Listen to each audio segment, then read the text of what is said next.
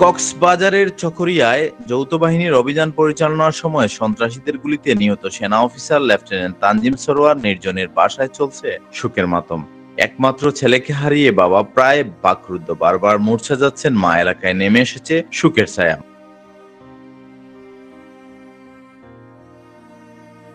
মঙ্গলবার টাঙ্গাইলের সন্তান সেনা কর্মকর্তা নিহতের সংবাদ প্রকাশের পর তার বাসায় গিয়ে এমন চিত্র দেখা যায়। আমার 9টার সময় কথা হয়েছে, আমার শোনায় আমারে কইছে, আমি ফোন দিছিলাম, ফোন প্রথমে 1 মিনিট পরে ফোন দিয়ে আম্মু ভাত খেয়েছো? আমি জি। দোয়া করো আপু হাল্লা না করে, কি সব অপারেশনে তো আর কিছু বলা যায় না। আমি তখন বলছি দেখো প্লিজ এই কথা বলো না, তুমি এই কথা যদি বলো শুনেই তো মনটা খারাপ হয়ে যায়। তুমি যাইতে আল্লাহর নামে যাও, সাবধানে যাচ্ছ ইনশাআল্লাহ। তখন বললাম যে ভাই আপনি ভালো করে বলেন তো ঘটনা কি। আর বললো যে ভাই এটা তো যেটা বাস্তব, আমরা বহুত চেষ্টা করছি কিন্তু ব্যর্থ হয়ে। আপু আমার জন্য দোয়া করো আর আমরা তুমি মাফ করে দিও। এটাই ওর লাস্ট কথা ছিল। কিন্তু এই কথাটা যে ও কেন বললো যে আমার তুমি মাফ করে দিও, সেটা আমি বুঝতে পারতেছি।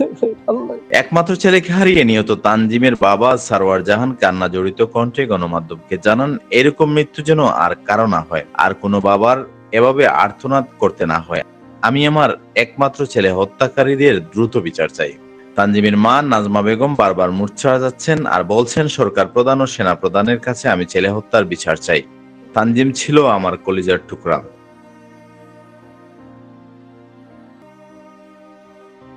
উল্লেখ্য, নিহত সেনা অফিসার তানজিমই বাবা মায়ের একমাত্র ছেলে। তার বড় একজন বোন রয়েছে, তিনি ঢাকায় স্বামী সহ থাকেন। তানজিম নিহতের খবর এলাকায় জানাজানি হলে তার বাড়িতে ভিড় করেন আত্মীয় স্বজন সহ এলাকাবাসী। এক ঘটনায় এলাকায় শোকের ছায়া নেমে এসেছে। ইতিমধ্যেই গাটাইল শহীদ সালাউদ্দিন সেনানিবাস থেকে ঊর্ধ্বতন সেনা কর্মকর্তারা নিহত তানজিমের পরিবারের সাথে সাক্ষাৎ করে সমবেদনা জ্ঞাপন করেছেন। যে ব্যক্তি এবং যে দলটা ছিল তাদের বিরুদ্ধে সর্বোচ্চ দেশের আইন অনুসারে সর্বোচ্চ ব্যবস্থা গ্রহণ করার জন্য যা যা করণীয় আমরা সবই করব।